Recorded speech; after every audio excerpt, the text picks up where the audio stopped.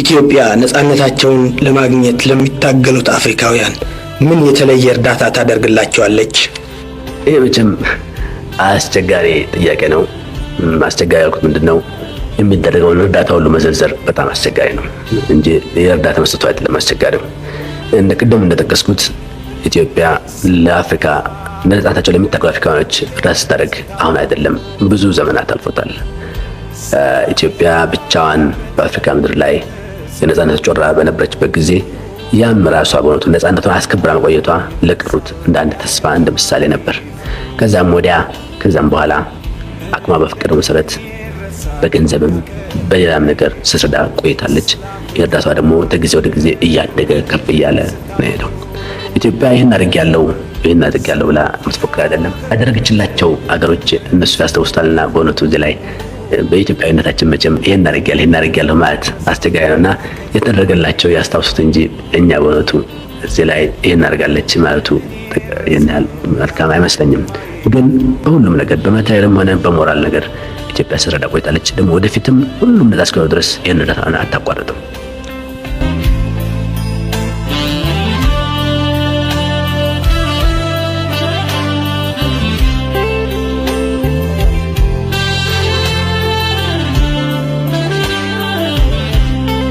አፍሪካ ክብረት ሁሌም ስታወሩ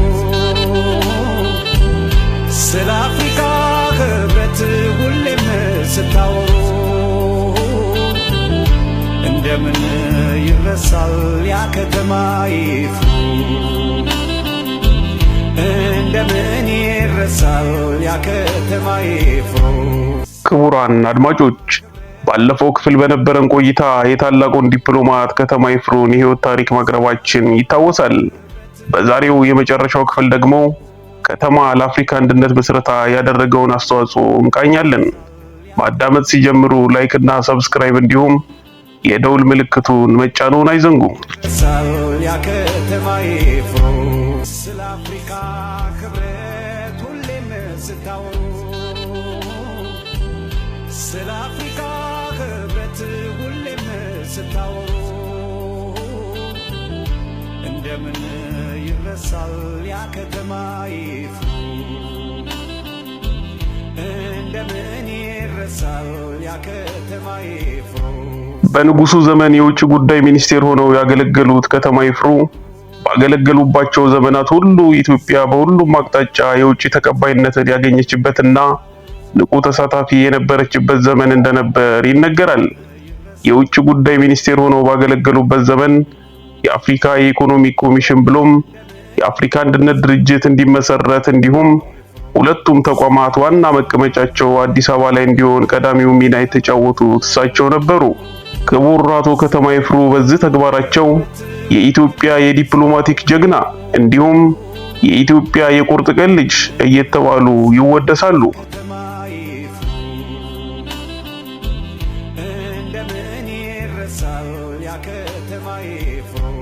የአፍሪካ አንድነት ድርጅት ምስረታ ሐሳብ ሲነሳ የአፍሪካ ሀገራት ካዛብላንካና ሞኖሮቪያ በሚል በሁለት ጎራ ተከፈሉ። የካዛብላንካው ቡድን የአፍሪካ ሀገራት በፍጥነት ፖለቲካዊ ውህደት ፈጽመው አፍሪካ አንድ ሀገር መሆን ይገባታል የሚል አቋም ሲያራምዱ፣ ሞኖሮቪያዎች ደግሞ አንድ ከመሆናችን በፊት ሌሎቹ ውህደቶች መቅደም አለባቸው የሚል መከራከሪያ ሐሳብ ይዘው ተነሱ።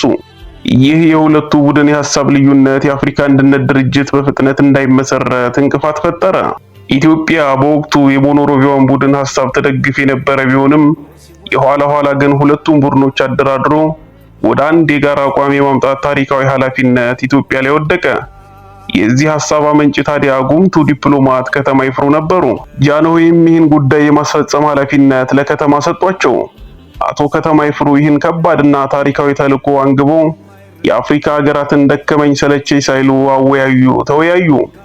በመጨረሻም ልፋታቸው ፍሬ አፈራና እነዛ ጎራ ለይተው ጽንፍና ጽንፍ ቆመው የነበሩ ሁለት ቡድኖች አዲስ አበባ ላይ የጋራ ጉባኤ ለማድረግ ተስማሙ። በዚህ የአቶ ከተማ ይፍሩ ከፍተኛ የመደራደር ብቃትና የዲፕሎማሲ ጥበብ የአፍሪካ አንድነት ድርጅት አዲስ አበባ ላይ ተመሰረተ። አቶ ከተማ ስለ ድርጅቱ ጥንካሬ የሚከተለውን ሐሳብ ሰንዝረው ነበር። የአፍሪካን መሪዎች ጠርተው በአገራቸው የአፍሪካን መሪዎች ጠርተው በአገራቸው አንድነውን ብለው መንገድ መሯቸው። ስለ አፍሪካ አንድነት ድርጅት መቋቋም ታሪኩን ከኔ በላይ የሚያውቅ የለም ብል አልተሳሳትኩም። ዋናው የአፍሪካ አንድነት ድርጅት ከተቋቋመ ጀምሮ የአፍሪካ ሀገራት ነፃ መውጣትን በጣም ነበር ያፋጠነው። ምክንያቱም በ60ዎቹ መጀመሪያ የተባበሩት መንግስታት ጉባኤ ላይ የአፍሪካ ሀገራት አንድነትና ህብረት ጠንካራ እንደነበር ትዝ ይለኛል። በጣም የጠነከረ ቡድን ነበር። ለአንድ ዓላማም የቆሙ ነበሩ። ይህ ዓላማ አፍሪካውያን ነፃ መውጣት አለባቸው የሚል ነበር። ያን ጊዜ አንድ ላይ ስለሆንን እኛን መከፋፈልም አልተቻለም ነበር። ስለዚህ አንድነታችንና ድርጅቱ አስተዋጽኦ አድርጓል። ሌላው ደግሞ የአፍሪካ መሪዎች ሌላው ቢቀር በዓመት አንድ ጊዜ በጋራ ተሰባስበው የአህጉሯን ችግሮች መወያያ መድረክ ማግኘታቸው ትልቅ ስኬት ነው። የአፍሪካ አንድነት ድርጅት የተቋቋመው ብዙ ሀገራት ነፃ በወጡ በ3ኛው ዓመት ነው በማለት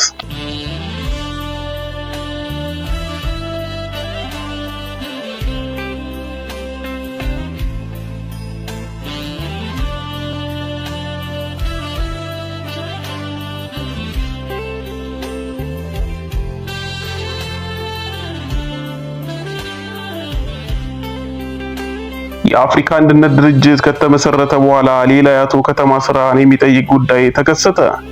የድርጅቱ መቀመጫ የት ይሁን የሚለው ሐሳብ ላይ አለመግባባት ተፈጠረ። ኢትዮጵያ ለድርጅቱ ምስረታ ከነበራት ሚና አንጻር የድርጅቱን መቀመጫ ቦታ በቀላሉ ታገኛለች ተብሎ ቢጠበቅም እንደታሰበው ሳይሆን ቀረና ብዙ ሀገራት ይገባኛል ጥያቄ አነሱ። በተለይም የፈረንሳይኛ ቋንቋ ተናጋሪ ሀገራት የድርጅቱን መቀመጫ ሴኔጋል ዳካር ላይ ለማድረግ ተንቀሳቀሱ። ናይጄሪያም ቦታው ይገባኛል ስትል ጠየቀች። ኢትዮጵያ ለድርጅቱ መቀመጫነት እንዳትመረጥ ዘመቻ ተከፈተባት።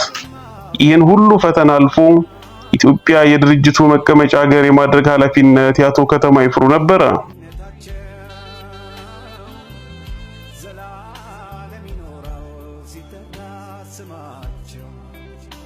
ይህ አይነቱ ስራ ወትሮውንም የሚዋጣላቸው ከተማ እልህ አስጨራሽ ትግል አድርገው ኢትዮጵያ የአፍሪካ አንድነት ድርጅት መዲና ለማድረግ አብቅተዋታል። አቶ ከተማ የድርጅቱን ዋና ጽህፈት ቤት ወደ አዲስ አበባ ለማምጣት ያደረጉት ጥረት በተመለከተ ሲናገሩ ከዚያ እንቅስቃሴ ብዙ የተረዳሁት ነገር አለ። የሀገራችንን መጠናከር የሚፈልጉ እንዳሉ ሁሉ ደካማ ሀገር እንድትሆን የሚሹ ብዙ መሆናቸውንም አይቻለሁ። የአፍሪካ አንድነት ድርጅት አዲስ አበባ ላይ መሆኑ ምን ጥቅም እንዳስገኘ ደግሞ የዛሬዋ ኢትዮጵያ የያዘችውን ስፍራ የሚመለከት ሁሉ የሚፈርድ ይሆናል። ይህ ያለፈው የድካም ውጤት ነው። በጎውን ነገር አጠናክሮ መቀጠል ያለበት ደግሞ የዛሬው ትውልድ ይመስለኛል በማለት ተናግረዋል።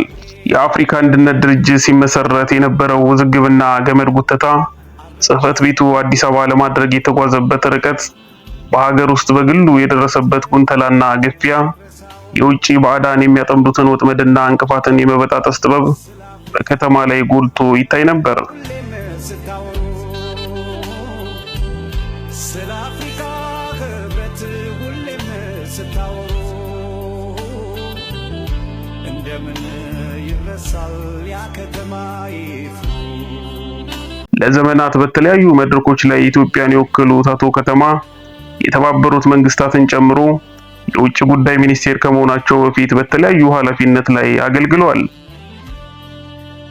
የህይወት ታሪካቸውን በተመለከተ የመጨረሻ ልጃቸው መኮንን ከተማ ይፍሩ የሰላም የእድገትና የፓን አፍሪካኒዝም አቀንቃኝ በሚል ርዕስ የህይወት ታሪካቸውንና በአፍሪካ አንድነት ድርጅት ምስረታ ላይ የነበራቸውን ጉልህ ሚና የሚያሳይ መጽሐፍ አሳትሟል።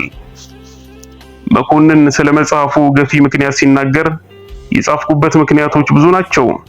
ዋናው ግን አባቴ የሰራው ስራና ታሪኩ ለቤተሰቡ፣ ለእናቱ ወይም ለወንድሞቼ ሳይሆን ለሀገሩ ብሎም ለአፍሪካ ነው። ይህን ትልቅ ታሪክ ይዘን መቀመጥ አንችልም። ይህን ታሪክ በመጽሐፍ ለማውጣት 23 ዓመታት ፈጅቶብኛል። የታሪክ ምሁራን ስለ አቶ ከተማ ይፍሩ መጥተው ይጠይቁኛል፣ መጽሐፍም ይጽፋሉ ብዬ ጠብቄ ነበር። ግን ማንም ባለመምጣቱና ባለመጠየቁ ራሴ ለመጽሐፍ ተገድጃለሁ። የአፍሪካ ህብረትም የምስረታውን በዓል ሲያከብር አባቴን አላስታወሰውም፣ እናቴም አልተጋበዘችም። ሌላው አባቴ ከድሃ ገባሪ ተወልዶ ራሱን አሻሽሎ ይህን ሁሉ ስራ መስራት ከቻለ ወጣቱን ትውልድ ያበረታታል በሚል እሳቤ ነው ብሏል። አክሎም መኮንን የተከበሩ ከተማ ይፍሩ የውጭ ጉዳይ ሚኒስቴር በነበሩበት ጊዜ የአፍሪካ ሀገሮች ከቅኝ ግዛት እንዲላቀቁ ከፍተኛ ሚና መጫወታቸውን ይናገራል። እዚህ ጉዳይ ላይ አባቴን የኢትዮጵያ ራዲዮ ጠይቆት አንድ የተናገረው ነገር አለ። አፍሪካውያን ወንድምና እህቶቻችን ናቸው፣ የኛ የብቻ ነጻነት ዋጋ የለውም ብሏል። አባቴ ለሀገሩ ብቻ ሳይሆን ለአህጉር አፍሪካም የሚያስብ ፓን አፍሪካኒስት ነበረ። የአፍሪካን አንድነት ነበር ይዞ የሚጓዘው። አፍሪካ ውስጥ የሚታየው የዘር መድሎ ያበሳጨው ነበር። ያንን ነፃ ለማውጣት ከፍተኛ ፍላጎት ስለነበረው ይህንን ተፈጻሚ ለማድረግ ይሰራ ነበር። ንጉሱም የአባቴን ስራ አይተው ተቀየሩ። በኋላም አባቴን ይከተሉ ጀመር። እንደ ኔልሰን ማንዴላና ኬኔት ካውንዳ ያሉ የአፍሪካ ታጋዮችና ነፃ አውጪዎችን ኢትዮጵያ እንድትረዳ ያደረገም አባቴ ነው። እነሱም በመጨረሻ ላይ ከልብ አመስግነዋል በማለት ስለ አባቱ መስክሯል። ስለ አፍሪካ ክብረት ሁሌም ስታወሩ፣ ስለ አፍሪካ ክብረት ሁሌም ስታወሩ እንደምን ይረሳል ያ ከተማ ይፍሩ፣ እንደምን ይረሳል ያ ከተማ ይፍሩ። ታህሳስ 9 ቀን 1921 ዓመተ ምህረት ሐረር ጋራ ሙለታ የተወለደው ሕፃን ከተማ አድጎና ጎልምሶ ኢትዮጵያን እንደሚያስጠራ የአፍሪካዊነት አተያይና የአንድነት ሐሳብን ወጥኖ በተግባር የሚያውል ታላቅ ዲፕሎማት ይወጣዋል ብሎ ማን ጠረጠረ? ይሁንና ከተማ ውጣ ውረዱን አልፎ ስቃይና መከራውን ተቋቁሞ የሀገር መጠሪያ ሆነ። ይህ የአቶ ከተማ ታሪክ የትላንቱን የአባቶቻችንና የእናቶቻችንን ልፋትና ጥረት አመላካች ተምሳሌት ነው። ይሁንና ወርቅ ላበደረ ጠጠር እንዲሉ ጀግና የማይበረክትላት ሀገረ ኢትዮጵያ ደርግ በሚባሉ ውለታ ቢሶች በግፍ ዘብጥያ ተወርውረው ለ9 ዓመት እስር ተዳርገው በመጨረሻም እንደከፋቸው ጥር 6 ቀን 1986 ዓመተ ምህረት ይህችን ዓለም ባጸደ ስጋ ተሰናበቱ።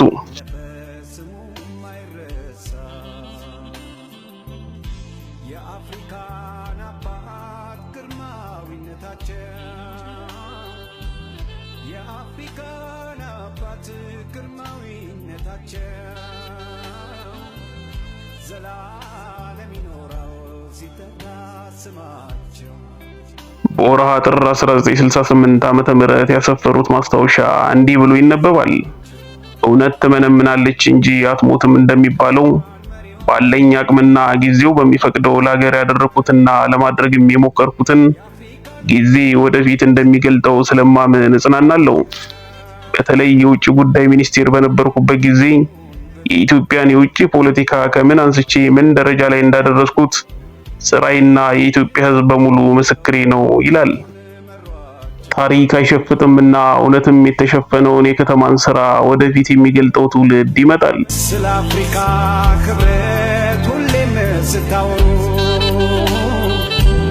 ስለ አፍሪካ ክብረት ሁሌም ስታወሩ እንደምን ይረሳል ያ ከተማ ይፍሩ። ክቡር ከተማ ይፍሩ በህይወት ዘመናቸው ሀገራዊ ግዴታቸውን ከመወጣት ባለፈ ኢትዮጵያን በዓለም የዲፕሎማቲክ አደባባይ ያስከበሩ ታላቅ ዲፕሎማት ነበሩ። ይህን ወደር የሌለው አስተዋጽኦ ባያደርጉ ኖሮ ሀገራችን ገናና የዲፕሎማሲ ታሪክ ይኖራት ነበር? የአፍሪካ ህብረት መቀመጫስ አዲስ አበባ ላይ ይሆን ነበር? የሚሉና መሰል ጥያቄዎችን ለፍርድ እናሻግራለን። እኛ ግን ይህን መካድ እንዴት ሆነልን? ሀገር ሲያረጀ ጃርት ያፈራል እንዲሉ ለበርካታ የውጭ ዜጎች መታሰቢያ የሰየመችላቸው ሀገር ኢትዮጵያ አብሪ ኮከብ ለሆኑት ጀግኖቿ ከተማ ይፍሩና አክሊሉ ሀብተወልድ ሲሆን ስለምን ወገቤን አለች? እነዚህ የቁርጥ ቀንና የሀገር ካስማዎች ከተዘነጉ ትውልዱ ማንን አርአያ ያደርጋል? የሚሉና መሰል ጥያቄዎች አፋጣኝ ምላሽ የሚሹ ናቸው። በተለይ ለክቡር ከተማና አክሊሉ የውጭ ጉዳይ መስሪያ ቤትና የአፍሪካ ህብረት በስማቸው ማስታወሻ ሊያቆምላቸው ይገባል የሚል መልእክት እየሰደድን በተከታታይ ለ4 ክፍል በአፍሪካ አንድነት አመሰራረትና ለዚሁ የአንበሳው ድርሻ በነበራቸው ክቡር ከተማ ይፍሩ ዙሪያ ትኩረቱን ያደረገው ዳሰሳችን እዚህ ላይ እናጠናቅቃለን። በምንጭነት ዲደብሊውን፣ ሰዋሰው የበይነ መረብ ድረገጽን እንዲሁም ቢቢሲ አማርኛን ተጠቅመናል። ስለ አፍሪካ ክብረት ሁሌም ስታወሩ፣ ስለ አፍሪካ ክብረት ሁሌም ስታወሩ ያ ከተማ ይፍሩ እንደምን ይረሳል ያ ከተማ ይፍሩ